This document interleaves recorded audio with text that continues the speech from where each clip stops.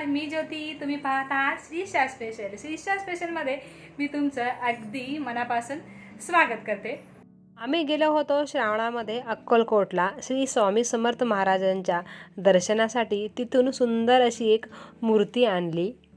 तिथे अक्कलकोटमध्ये खूप अशा स्वामींच्या मूर्त्या होत्या, पण ही मूर्ती मला खूप आवडली म्हणून हीच मूर्ती मी घेतलेली आहे. पण याच्या मागे जी उशी आहे किंवा जी राऊंड पिलो आहे ती येल्लो कलरमध्ये आहे. ती थोडी उठावून दिसत नव्हती म्हणून मी याचा थोडासा कलर चेंज केलेला आहे किंवा याला एक वेगळं रूप दिलेलं आहे. त्यासाठी मी ॲक्रेलिक कलर वापरलेला आहे, लाल ॲक्रेलिक कलर. ब्रशच्या साहाय्याने लाल ॲक्रेलिक कलर मी हळुवारपणे त्या राऊंड पिलोला देऊन घेत आहे. ही जी राऊंड कलरची पिलो आहे तीही सुंदरच आहे, त्याच्यामध्ये सुद्धा काहीही प्रॉब्लेम नव्हतं. पण मूर्ती आणखीन जरा उठावून दिसण्यासाठी आणि लाल कलर हा शुभ मानला जातो म्हणून मी या पिलोचं कलर हे चेंज केलेला आहे. जेव्हा मी ही मूर्ती आणली त्यानंतरनं या पिलोचा मी कलर चेंज केलेला आहे. त्यानंतरनं शुक्रवारी म्हणजे श्रावणातील लास्ट शुक्रवारी या मूर्तीचं मी अभिषेक करून घेतलं. त्याचाही व्हिडिओ मी अपलोड केलेला आहे.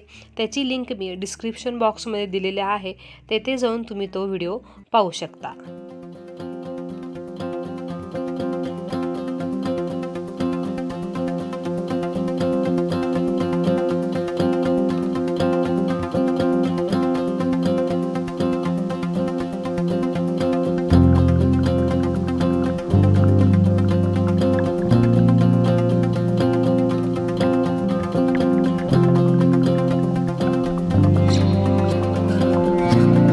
पाहू शकता ह्या पिवळ्या कलरपेक्षा लाल कलर किती उठावून दिसत आहे ते.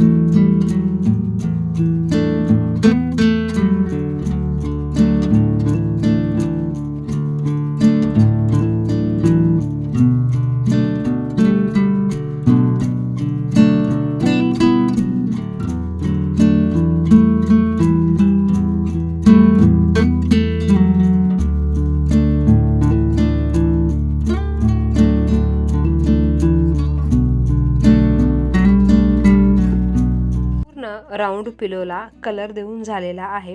कलर देऊन झाल्यानंतरनं हा पूर्ण कलर आपल्याला सुकण्यासाठी ठेवायचा आहे. कलर पूर्ण ड्राय झाल्यानंतरनं त्याच्यावर एक वर्णीचं कोट देऊन घ्यायचं आहे. त्याच्यामुळं हे ॲक्रेलिक कलर जाणार नाहीत. आपण केलेली जी पेंटिंग आहे किंवा जे कलर आहे त्याला आणखी जरासं शाईन येण्यासाठी वर्णीचा कोट आपण देऊन घेणार आहोत.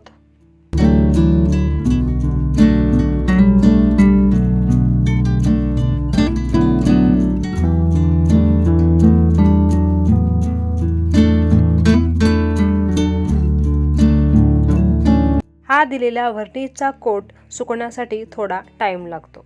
कोट पूर्ण सुकून झाल्यानंतर मूर्तीचं अभिषेक करून घेतलं. अभिषेकमधील छोटीशी व्हिडिओ क्लिप मी या व्हिडिओच्या एंडला ॲड करत आहे. पूर्ण व्हिडिओची लिंक मी डिस्क्रिप्शन बॉक्समध्ये दिलेली आहे, तेथे जाऊन तुम्ही तो व्हिडिओ पाहू शकता. श्री स्वामी समर्थ.